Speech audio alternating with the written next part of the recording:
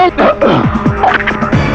রিয়া, সোহেল, ওই এমপি আন্দাজ আলী চৌধুরীর আমার উপর নজর পড়েছে, তাই তো ওই বোনা আমার পিছু নিয়েছিল। তুমি কিচ্ছু ভেবো না রিয়া, ওই আন্দাজ আলী চৌধুরীকে আমি ছাড়বো না। এখন শুধু প্রমাণের অপেক্ষা।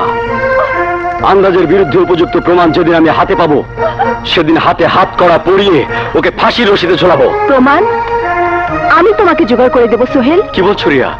সত্যি বলছি, ওই আন্দাজ আলী চৌধুরীর সম্পর্কে আমি যা জানি তুমি তা জানো না। তাই যদি হয় তাহলে আমি তোমাকে দিয়ে আন্দাজকে ফাঁসির রশি পর্যন্ত নিয়ে যাব। না বাবা, না মা, না, আমি তোকে ওই আন্দাজের বিরুদ্ধে সাক্ষী দিতে দেব না।